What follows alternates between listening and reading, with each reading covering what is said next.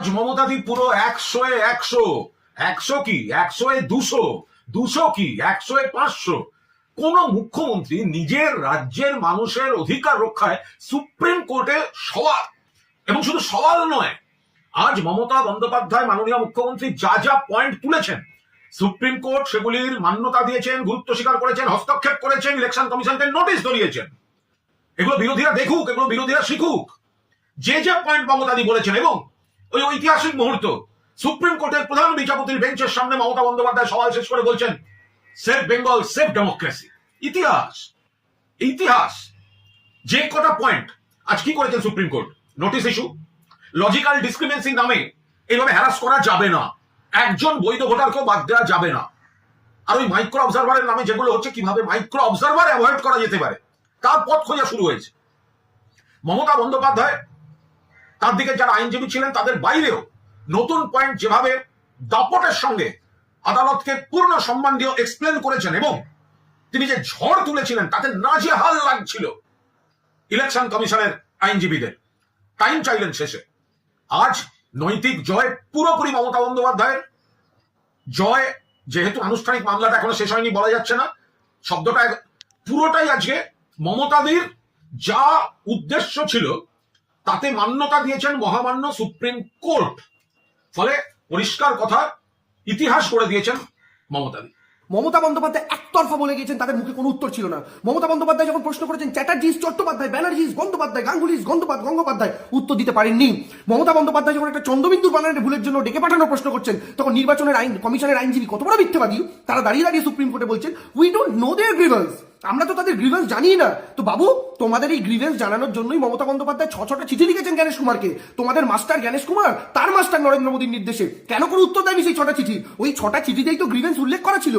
আমাদের মুখ্যমন্ত্রী, বাংলার জননেত্রী মমতা বন্দ্যোপাধ্যায়, অভিষেক বন্দ্যোপাধ্যায় তৃণমূল কংগ্রেসের সর্বভারতীয় সাধারণ সম্পাদক, তিনি জ্ঞানেশ কুমারের সঙ্গে মিটিং করতে গেছেন, তিনি এই প্রবলেমগুলোর কথা বলেছেন।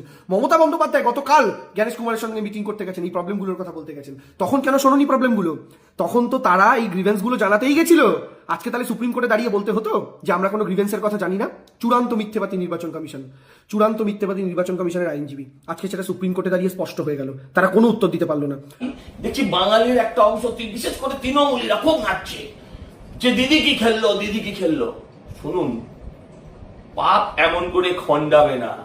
যারা তোমাকে মানুষকে ভুল বোঝানোর চেষ্টা করছে আজকের দিনটাকে দেখে, দিদি কি খেললো, যেদিন ফাইল চুরি করেছিলে, যেদিন তুমি মোবাইল চুরি করেছিলে, এক শ্রেণীর সংবাদ মাধ্যম এটাই বোঝাতে চেয়েছিল যে মমতাদি তিনি অপ্রতিরোধ্য।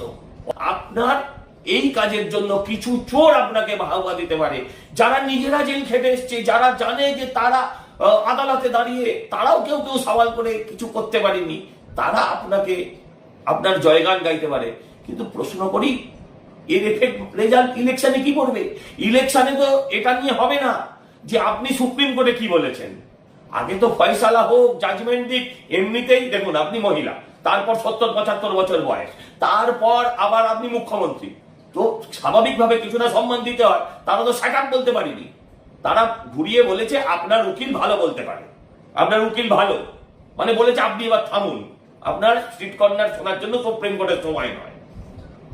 কিন্তু এমন বলছে কেউ কেউ যে ওনার বক্তব্যকে খারিজ করেনি, ওনার বক্তব্যকে গ্রহণ করেছে। আরে ওটা আমি গিয়ে বললেও বক্তব্যটাকে গ্রহণ করতো, বক্তব্য গ্রহণ করাটাই তার কাজ, এবং পরের দিন সেই বক্তব্যকে খণ্ডানোর কাজ করবেন এসআইআর যারা চালাচ্ছেন, নির্বাচন কমিশনের লয়ার। এবার জাজেরা বিচার করবেন কোনটা ঠিক আর কোনটা বেঠিক, তখন না হয় কিছুটা নাচবেন, কিছুটা লাফাবেন, কিন্তু সব ইতিহাস থাকবে, কিচ্ছু মুছে যাবে না। একদিনের নাটক, হয়তো আরো 4 দিন কিছু খবরের কাগজ, কিছু টিভি যারা আপনার বিজ্ঞাপন পায় তারা আপনার প্রপাগান্ডা করবে, তাই বলে ওই সত্যগুলো মিথ্যে হয়ে যাবে না।